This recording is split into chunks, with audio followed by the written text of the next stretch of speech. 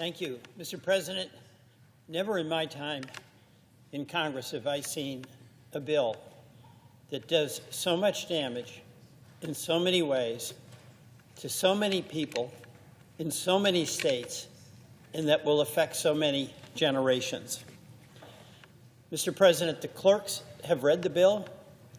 It's now time for us to kill the bill.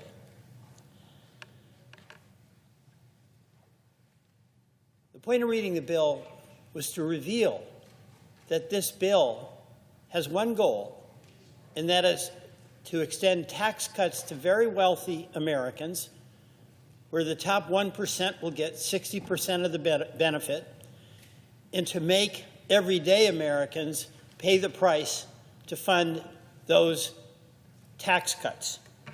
And it's no wonder right now that 2 in 3 Americans oppose this bill.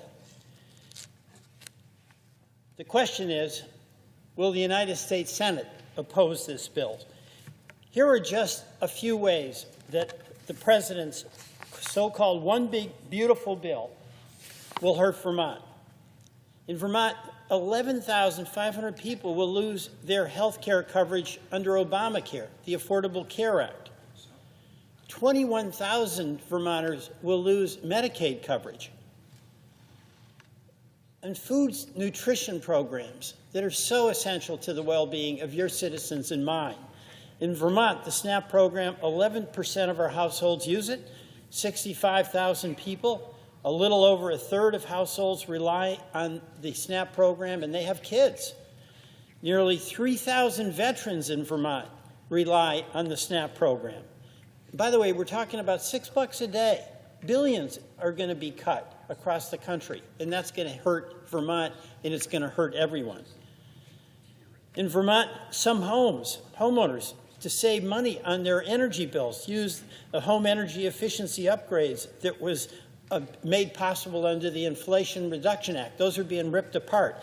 Folks saved about $420 to $980 a year. That's real money for people living paycheck to paycheck. This bill scraps that. Mr. President, here's the good, the bad, and the ugly. The good, we still have time to kill this bill. And we should kill this bill. We Democrats are united in opposition to this bill, but it's not only Democrats whose constituents are going to be hurt by this bill.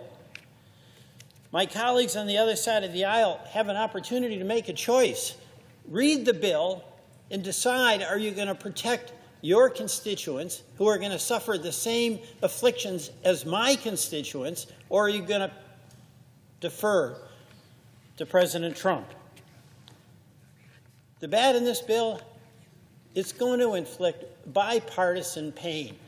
This is not aiming at red state or blue state. This is aimed at working class and middle class Americans.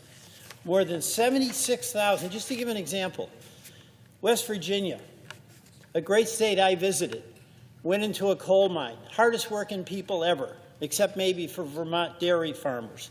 More than 76,000 people in West Virginia will lose access to health care because of this bill. 278,000 West Virginians are going to lose access to the nutrition programs of SNAP. In Tennessee, more than 295,000 people will lose access to health care, Medicaid, through this bill. And SNAP means 758,000 Tennesseans lose their nutrition benefits. So I just want to repeat here, this is the bipartisan infliction of pain. This is real. This is real. And is the tax cut largely directed to the very wealthy people? Is it worth inflicting that kind of pain on so many when the tax cut benefits so few? Mr. President, let's talk more about what's in this bill, because the American people, they need to know what we're voting on. It makes major cuts, of course, as I've said, in Medicaid. But the immediate effect of those Medicaid cuts is that it really threatens the financial stability, the viability of the community hospitals that are in all of our communities. Folks are going to show up to get care, And across the country, 17 million people will lose any reimbursement from Medicaid. So they'll go to our community hospitals and they'll do what they do. They'll provide care even if they don't get paid, but they can only do that so long. So those hospitals are literally threatened to go out of business in every single state. This bill cuts Medicaid by over $930 billion. So that ripple effect is going to hurt all of our hospitals. And absolutely some of those are going to close. And by the way, that's going to result in a higher cost shift so that those employers who are doing everything they can to provide employer-sponsored health care for their employees are going to see their premiums spike badly. The bill's going to rip away food assistance programs that more than 42 million Americans need. That's $6 a day, as I mentioned, and that'll be gone. This, by the way, has a real impact on our farmers. They put food on our table. One of the things that our farmers are so proud of is they feed America and they feed the world. And they've been able to supply the food that is then distributed through the SNAP program.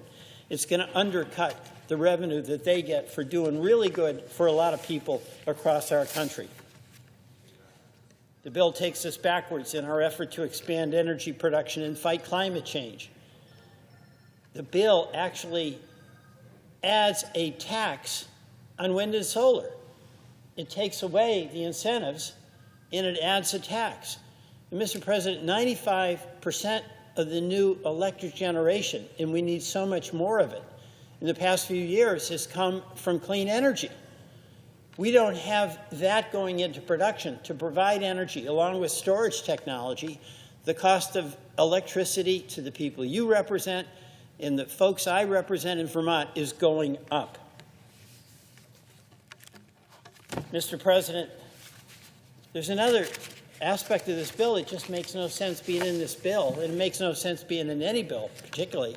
It is a Republican-led bill that strips states of their right to pass laws to protect their consumers against AI threats and against social media threats. It imposes a moratorium for 10 years on any states taking any action. This affects Vermont directly. It affects every single one of our states. And how, I ask, can one argue they're for state rights and then strip states of being able to act on behalf of their own citizens? This bill is a real threat to our economy. It's going to increase the debt, already about $35 trillion, by at least $3.3 trillion. And for what? Tax cuts to very, very wealthy people,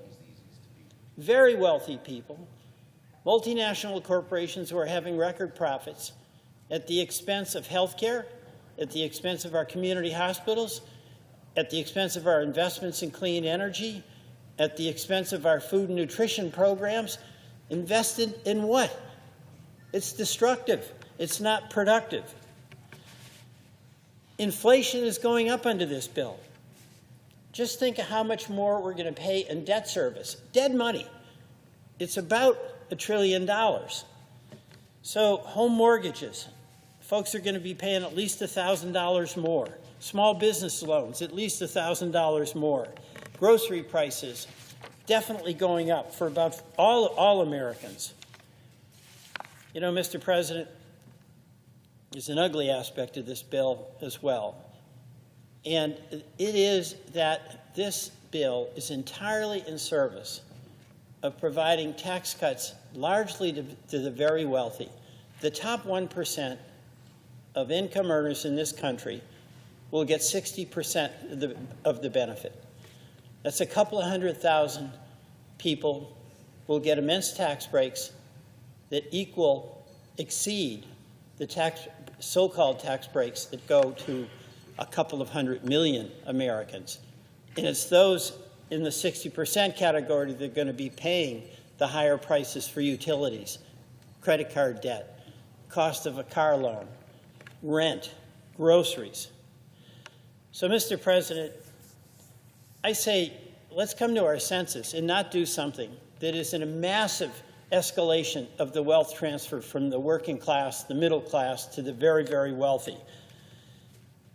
Many of us have a number of amendments, and I do too, to try to make the point that our job is to make things better for everyday working Americans, not inflict additional burdens on them. We have a job to do. It is to strengthen this economy, provide more stability for our families and our communities. And in this bill, we're doing exactly the opposite, aggravating income inequality, not mitigating it, accelerating climate change rather than diminishing it, making life tougher for everyday families. Mr. President, I urge my colleagues to defeat this bill, and I yield back.